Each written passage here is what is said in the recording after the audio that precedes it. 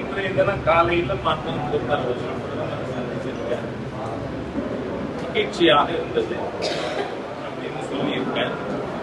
அவர் அதுல ரைஸ் பண்ணியிருக்கிற இஷ்யூஸே ஒன்று, சென்னை மெட்ரோ, அதுல first phase state centre join, second பேஸுக்கு எக்ஸ்டெண்ட் பண்ணியிருக்காங்க. அதனால இதனுடைய போர்ஷன் வந்து ஸ்டேட் கவர்மெண்ட். ஆனா அவர் கேட்டிருக்காரு, இதுவும் முதல் போல சென்ட்ரல் கவர்மெண்ட் அதனுடைய பங்களிப்பை கொடுக்கணும். It is only a request, project படி இல்லை. ஆனா ஒரு கோரிக்கையை வச்சிருக்க. எல்லா மாநிலங்களையும் சமமாக கருதக்கூடியவர், ஆயுதத்தோடு அணுகக்கூடியவர். அதனால இதிலே பிரதமர் மகிழ்ச்சியான இந்த மகிழ்ச்சி நிரந்தரமா இருக்க பிரதமர் கையில இருக்காது சொல்லியிருக்க.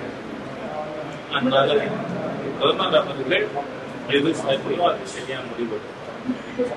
ரெண்டாவது அவர் ரைஸ் பண்ணியிருக்கிறது சமகிர சிக்ஷா அபியான பற்றி. நீங்க 2023 மார்ச் மாதம் அன்றைய சீஃப் செக்ரட்டரி திரு சிவதாஸ் மீனா அவர்கள் எழுத்துப்பூர்வமாக நாங்கள் தேசிய கல்விக் கொள்கையை வரவேற்கிறோம், we welcome national education policyங்கிறது ஸ்பெசிபிக்கா இருக்காங்க. அதை எழுதிட்டு நாங்கள் மத்திய அரசாங்கத்தோட மெமரண்டம் ஆஃப் அண்டர்ஸ்டாண்டிங் சைன் பண்ணுவோம் அப்படிங்கறது கமிட் பண்ணியிருக்காரு. இன்னைக்கு முதல்வர் என்ன சொல்ற, நாங்க தேசிய கல்விக் கொள்கைகள் இருக்கின்ற அம்சங்கள் எல்லாம் ஏற்றிருக்கோம், ஆனால் முன்மொழியை ஏற்க மாட்டாங்க. இவர்கள் 10 ஆண்டுகள் ஆட்சியில் இருந்த பொழுது 2014 காங்கிரஸோடு Dravida Munnetra Kazhagam sharing the power ஆட்சியில் இருந்தப்ப இருந்த தேசிய கல்விக் கொள்கை தான் சில மாற்றங்களோடு தொடருது. இது ஒன்றும் புதுசு இல்லை. நியூ எஜுகேஷன் பாலிசி இல்ல, நேஷனல் எஜுகேஷன் பாலிசி நாம கொடுத்த அமெண்ட்மெண்ட்.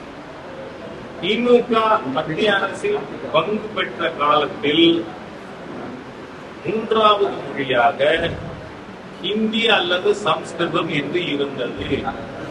இதை முதல்வரும் மறுக்க முடியாது. ஆனா அத தலைமையில கமிட்டி போட்டு அதுல any one of the Indian languages மாற்றினது பிரதமர் மோடி அவருடைய அரசாங்கம். நீங்கள் பாவத்தில் பங்கு பெற்றிருந்தீர்கள், நீங்க பாவம் நினைச்சா நான் நினைக்கிறேன். ஆனால் அதை மாற்றி இருப்பது any one of the Indian languages கொண்டு இருக்கிறது யாரு?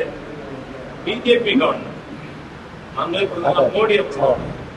அதுல நீங்க மும்மொழி கொள்கை ஏற்றுக்க மாட்டோம். இது ஹிப்போக்ரட்டிக்கல் இல்லையா?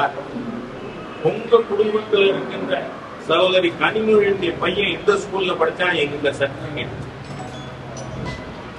நீங்க சிபிஎஸ்சில உங்க குழந்தைகள் படிக்க வைக்கலாமா? சரி, இவர்களுடைய மகள் சன்ஷைன் ஸ்கூல் சிபிஎஸ்சி, நீங்க தமிழர்களுக்கு ஹிந்தி சம்ஸ்கிருதம் சொல்லலாமா?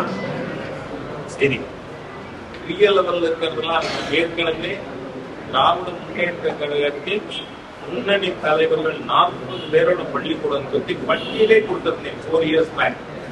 எல்லாம் சிபிஎஸ்சி ஹிந்தி சம்ஸ்கிருதம் சொல்லி கொடுக்குறவங்க.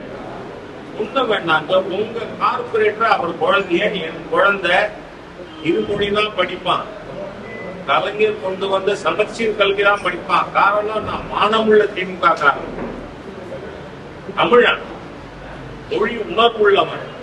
என் குழந்தை 3வது மொழி படிக்க நான் படிக்க மாட்டேன், ஹிந்தி சம்ஸ்கிருதம் அப்படின்னு சொல்லணுமா? இல்லைன்னா அவங்கள நீங்க கட்சி விட்டு நீக்கணுமா?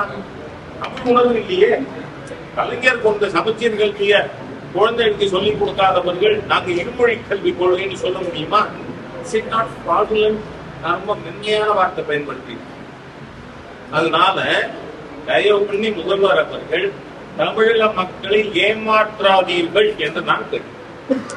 மக்களை ஏமாற்றாதீர்கள். நீங்க ஸ்கூல் மும்மொழி பள்ளிக்கூடத்துக்கு ஸ்கூல் நடத்துகின்ற சிபிஎஸ்இ ஸ்கூல் உங்க குழந்தைகள் அவங்க கார்பரேட்டர், உங்க குழந்தைகள் சிபிஎஸ்இ ஸ்கூல்ல படிக்கணும். ஏழை தமிழ் விவசாயி தொழிலாளி குழந்தை படிக்க கூடாதா? இது என்ன ஒரு மோசமான தீய எண்ணம் திராவிட முன்னேற்ற கழகத்தை தகுடுதல் தமிழுக்கு தகுடுதல். அதனால don't indulge in fraudulent political. நீங்க முன்மொழிக்கு எதிரானவர்கள் இல்ல, உங்க குடும்பம் முன்மொழிக்கு எதிரானது இல்ல. உங்க கவுன்சிலர் கார்பரேட்டர் அவங்க குழந்தை படிக்கும் சிபிஎஸ்இ ஸ்கூல்ல ஏழை தமிழனோட குழந்தை, விவசாயி குழந்தை, தொழிலாளி குழந்தை, அந்த பணம் இல்லை. இல்லைன்னா சன்ஷைன் ஸ்கூலுக்கு 1 லட்சம் ரூபாய் கட்டுவாங்கல்ல, அதுக்கு பணம் இல்லை அவருக்கு. அதனால அவர் அரசாங்க பள்ளிக்கூடத்துல படிக்க கூடாதா? அதனால முதலமைச்சர் அவர்கள் தங்களோட ஸ்டாண்ட மாத்தி நேர்மையா இருக்கணும் அப்படின்னு கேட்டுக்கிட்டீங்கன்னா, திமுக காங்கிரஸ் கூட்டணி அரசு இந்த 10 ஆண்டு காலத்துல 600க்கும் மேற்பட்ட நம்முடைய இந்திய மீனவர்கள், தமிழ் பேசுற மீனவர்கள் 600க்கும் மேற்பட்டவர்கள் சுட்டுக் கொல்லப்பட்டார்கள். ஆனா அங்கு பிரதமர் மோடி அவர்கள் ஆட்சிக்கு வந்த பிறகு அந்த மாதிரி இன்சிடென்ட் 1 நடந்தது. ராமேஸ்வரத்தில் இருக்கிற ஒரு மீனவர் கொல்லப்பட்டார். மீனவர் பிரச்சனைக்காக இல்லை, அன்னைக்கு Indian cricket team Sri Lankan cricket team ஜெயிச்சிருந்த, அதனால ஆத்திரத்துல ஒரு மீனவர் கொண்டு வந்தாங்க. ஆனால் இதுவரை கைது செய்யப்பட்டவர்கள் அவர்கள் அரசாங்கத்தால் இப்ப இருக்கக்கூடியவர்களையும் மத்திய அரசாங்கம் ராஜ்ய குலமின் ரீதியாக புதிய ஆட்சி வந்திருந்தாலும் நமக்கு இலங்கை எப்பொழுதுமே நட்பு நாடுதான்.